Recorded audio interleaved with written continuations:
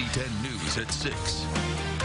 Right now at 6, gunfire breaks out after a brawl between two men, but only one is charged. The latest on the Betty Street shooting in Monroe.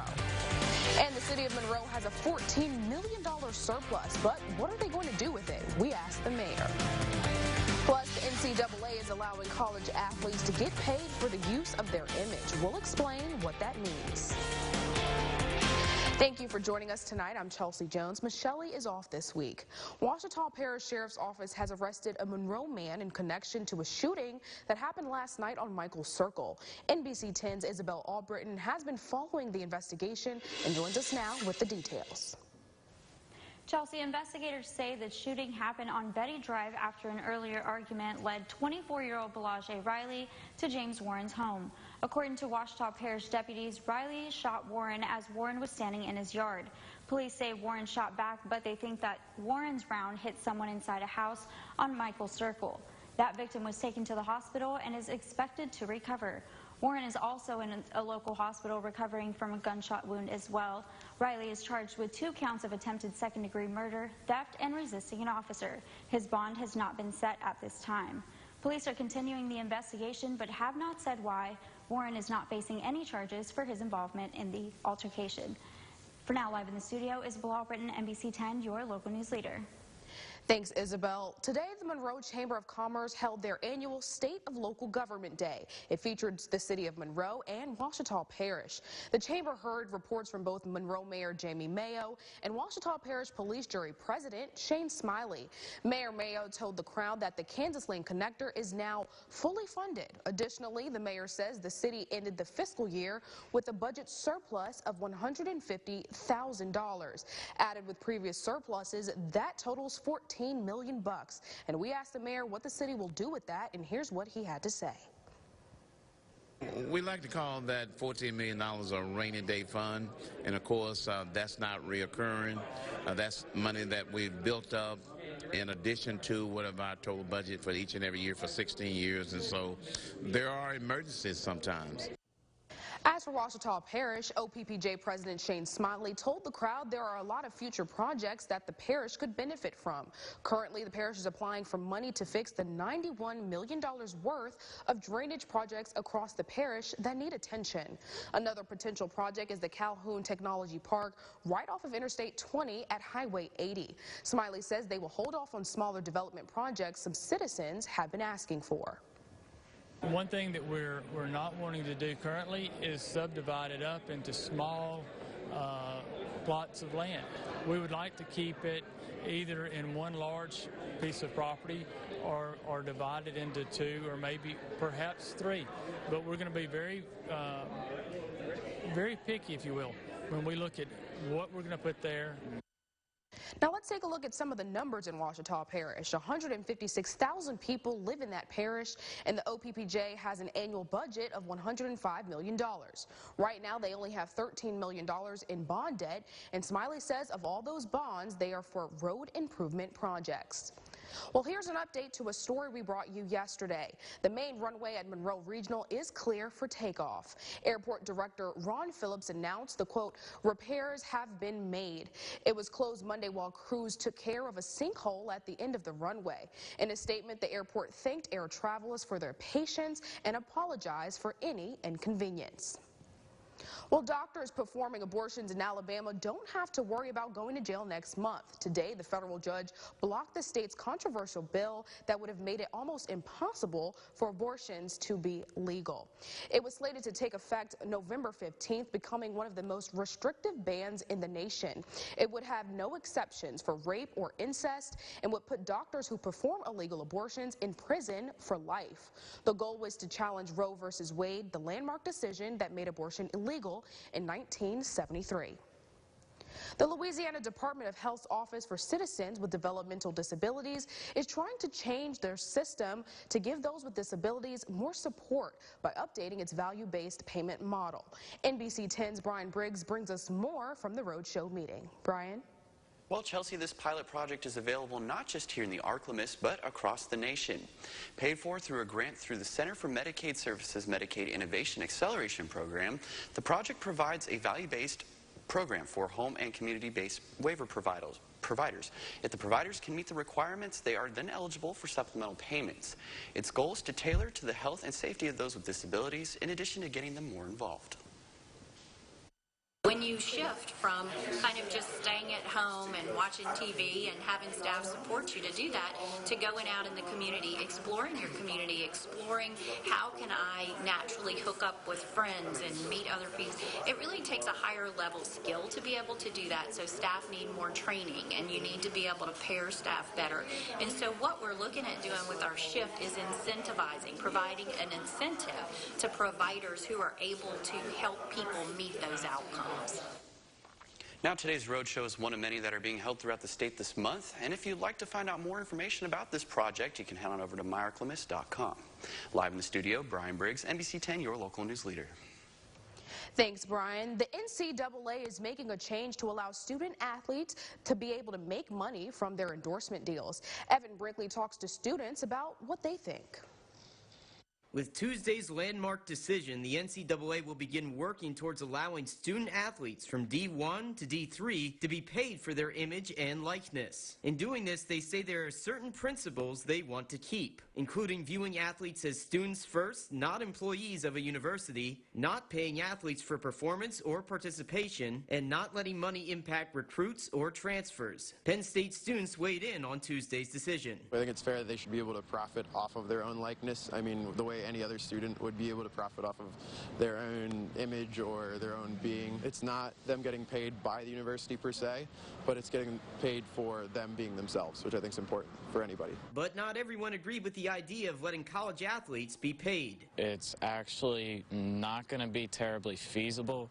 With that, the athletes are then going to lose focus on their studies, which is why they're here in the first place. Others are skeptical of the idea of not paying players for performance. In any other industry, if somebody's the top level performer, they should be getting paid a little bit more than somebody who's not performing with the same ability. All PSU students we spoke with say there's no doubt this will have an impact on the university. I think we're thankfully one of the larger universities. Our athletes can make a lot of money off of their image and likeness, and therefore they'll want to come here more. But this highlights exactly what the NCAA is looking to prevent. Students would no longer be going to the school to play for the school. It would be that they're more focused on actually earning money.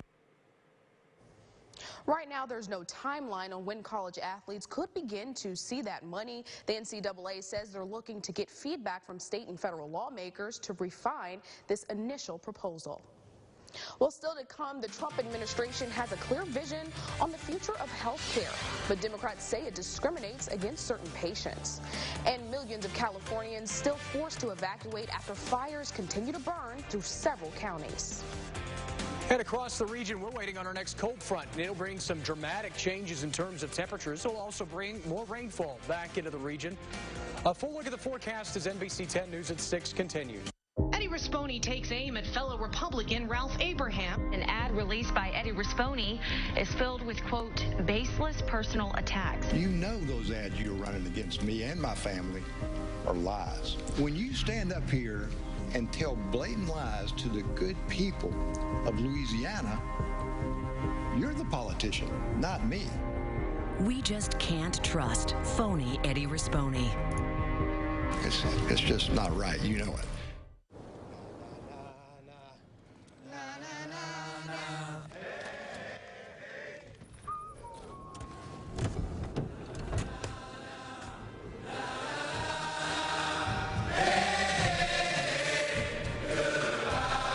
First six-function multi-pro tailgate, available on the next generation 2019 GMC Sierra. Step up to GMC and get over $10,000 total value on this next generation Sierra. See your Monroe area GMC dealer. I think most who know me will tell you that I don't run negative campaigns. I run campaigns based on facts. Here's what you need to know. Jay Morris has authored or supported 17 bills that increase taxes for businesses and consumers. My record on keeping taxes lower for businesses is out there for anyone to see. but you can't rely on a foreclosure lawyer running for a Senate seat to be the source for the truth. I think you'll agree we don't need any more pro-tax lawyers in the Senate. With the all-new Silverado HD, Silverado's now the only truck brand that can offer trucks with best-in-class towing, or trucks with best-in-class camera technology, or larger, more functional beds than any competitor. The only truck that can compare to a Silverado is another Silverado. Or get a total value of over $9,500 on this Silverado with a larger, more functional bed than any competitor. Or during Truck Month, make no monthly payments for 90 days. Find new roads at your local Chevy dealer. From summer to winter, seasons change, and so should your drafty old windows. Up to 40% of all heating and cooling losses are window-related. The solution? Call the experts at Achievers Home Improvements. Let our 34 years of experience save you more. Upgrading your windows and doors. Super low financing is available with our 12-month same-as-cash comfort package. Achievers Home Improvements. We do it all. Visit achieversinc.com, the local guys. The Animal House is your local pet store. Cypress Street, West Monroe. News. The Trump administration says its health care policies are building a system that delivers more options and lower costs. Bree Jackson shares how some senators are pushing to roll back one of those policies as they say it undermines critical protections that millions of Americans rely on. The Trump administration says it has a clear vision for improving access to health care. We're all about choice and competition and putting patients at the center of health care. Dro Grogan, director of the Domestic Policy Council, says the president's plan includes reducing cost by allowing states to opt out of certain provisions of the Affordable Care Act. The move has drawn sharp criticism from Democrats, including Senator Mark Warner. Virtually no money down, you get health care coverage only for folks to discover when they get sick or end up showing up in an emergency room, their pre-existing condition is not covered. Warner says the Trump administration leaves the door open to discriminate against patients, so Democrats plan to force a floor vote to overturn the rule. Straight up and down vote behind protecting folks with pre-existing conditions or whether they want to stick with these so-called junk plans.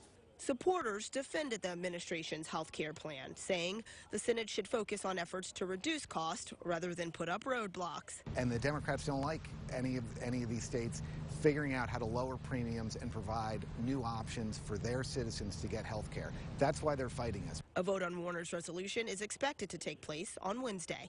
In Washington, Bree Jackson. Well, high winds are still a big concern for California residents as wildfires continue to burn through the state. Paul Verkerman tells us the latest as 26 million people still remain under red flag warnings.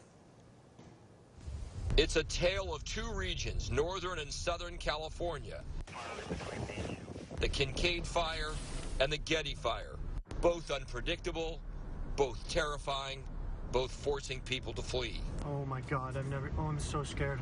Leaving once populated neighborhoods free from signs of life. What's still to come? The danger has not passed yet, and we continue to monitor the situation. Wind gusts up to 65 miles per hour in the north and as high as 80 miles per hour in the south. Those can pick up and transfer the fire miles away sometimes. Windy, dry conditions fueling flames, but threatening lives in much different ways. Up north, it's in wine country. To the eyes of firefighters, here's the Kincaid fire's flames surrounding them. Down south, highly populated Los Angeles County has already seen homes turn to ashes. Evacuation orders continuing, with officials across the state sending out even stronger warnings. Be prepared to go at a moment's notice. The people out there in California, that's terrible. And it's one of those things that we were talking about in our earlier meeting today, and earlier today just in general, the fact that wildfires are one of those things that you just run into pretty much all times on the West Coast. That's their natural disaster that they deal with this time of year. Forecast next on Fox. The Animal House is your local pet store. Cypress Street, West Monroe. Wednesday on NBC 10 News Today, an unconventional way to trick or treat using trunks. We have the details on this year's trunk or treat. But will it be a rainy one for trick or treaters? Lexi has a look at what to expect this Halloween Wednesday, starting at 5 here on NBC 10. You want a quality pre-owned vehicle? Then shop CarTown, where each car has been run through a 50-point inspection process and comes with a 2-year, 100,000-mile warranty. Quality vehicles at affordable prices is what CarTown has been doing for more than 50 years. Shop us at usedcargiants.com. There's a reason people come here. It begins with a handshake and becomes so much more. We're more than a dealership. We focus on giving you a great experience, not just behind the wheel, but in all that we do, from service to sales to relationships. At Jim Taylor, we don't just say we care, we show it to you, your family, and our community. So come experience what we're all about. Find new roads at Jim Taylor Chevrolet. I'm James Spivey. If you have financial troubles, come see me. I've been practicing bankruptcy law since 1993. My office is at 1515 North 7th Street, West Monroe, Louisiana, just across the street from the West Monroe High School football stadium. You can call me at 387-3666 or on the web at jspiveylaw.com. Bankruptcy is not the end, it's a new beginning. We're a debt relief agency. We help people file for bankruptcy under the Bankruptcy Code. Selfie? Yeah. Uh-oh. What? I think I forgot to lock my Buick. Got it. At least your Buick's locked. At the heart of every Buick Encore is you. Get this low mileage lease on this 2019 Buick Encore for around $199 per month. Or get just over $4,300 below MSRP on this 2019 Buick Encore Preferred. See your Monroe area Buick dealer. Hi, folks. CarTown's been on Louisville Avenue for over 50 years, taking care of all your vehicle needs. And with over 200 in stock, it's a great time to shop usedcargiants.com or come see us at the foot of Louisville Bridge, Monroe, West Monroe. Shop and experience historic downtown West Monroe. Sponsored by bankruptcy attorney E. Orem Young. Now, your local weather with Chief Meteorologist Jared Floyd. Look at the live storm tracker out for the radar, brought to you by E. Orem Young. Waves of rain continuing to ride in on our warm front that it really has reestablished this warm, humid air mass that's in place. It's certainly not summer-like, but it is much more humid air mass than we've dealt with over the last several days. And that's the sign of times that will more than likely plague us as we head into the day tomorrow. Warm, humid, and rainy at times before that cold front sweeps through. A lot of the showers and embedded thunderstorms across portions of LaSalle, Catahoula, Concordia, and southern Tensas parishes moving northward. But as the air starts to cool and we stabilize overnight, any thunderstorm activity kind of riding this wave of moisture will really kind of fall by the wayside. In fact, rain coverage as you move back into northwestern sections of Louisiana has already started to shrink down as the sun sets and the air starts to stabilize and cool. That being said, we still have a lot of mid-level lift in the atmosphere, so it's not going to squash the rain entirely. In fact, we expect the thunderstorm activity to die down, which we have seen some, especially farther southward. And that paves the way to more or less just some off and on showers as we head through the overnight. That warm front, again, reestablishing warm, moist air in place ahead of the cold front that will really kind of take advantage of the rainfall that is already setting up. And this is, again, really attributed to mid-level lift out ahead of the front itself. So as we go through the nighttime hours tonight, again, a few stray showers will remain possible. But as we go into the daytime hours on Wednesday afternoon into Wednesday night, that's when we look for the focus of some stronger thunderstorm activity. Most of that would be ahead of the front clearly and pretty isolated in nature. But if we're going to see any isolated stronger storms, it'll be through the mid to late afternoon, even into the early evening hours tomorrow. All that flushes off to the east behind the front as the cooler air moves in. Leftover rainfall will remain possible as this storm system continues to kind of barrel through the region. And most of the rain early Thursday will be just that, early. And as we go into the late afternoon hours, the skies will start to clear pretty quickly. The only kicker with trick-or-treaters as we go into Thursday night is the fact that temperatures will likely be in the 40s. Plan accordingly. It will be cool and it will be breezy for your trick-or-treaters out there. Severe weather threat, again, a marginal risk, the lowest of the 5 categories, really for any isolated damaging wind gusts that could potentially develop out ahead of this front as it moves through our area. Temperatures are in the low to mid 60s at this hour in most spots. Upper 60s in Monroe at 68, Natchitoches the same temperature. Cloud cover really keeping us from warming up too drastically into the low to mid 60s across portions of South Arkansas. Alexandria at 70. We'll look for overnight lows tonight to drop into the low 60s under cloudy skies. Some scattered showers will remain possible with a light easterly breeze. High temperatures tomorrow will top back out in the mid-70s. Showers and storms expected. Again, an isolated severe storm can't be ruled out, but it's not likely at this point. Winds will stay out of the northwest. Finally, the 7-day forecast shows afternoon highs in most spots only in the 50s for Thursday. It will be a drastic change, I can tell you that much. Morning lows near the freezing mark on Friday morning, so gardeners and anyone with pets obviously kind of keep that in the forefront of your mind. And then a general warming trend as we head into the weekend. At least it'll be dry for trick-or-treaters, so the kids can still go. Yep, just bundle them up, maybe a little chilly. Yeah, it's going to be cold. Yep. All right, thanks, Jared. You bet. Sports is next. We'll check in on our pair of notable high school football matchups. Louisiana Tech basketball is back, so stay tuned to see when basketball tips off for the men and Lady Bulldogs. CJ Macklin is up next in 2 minutes.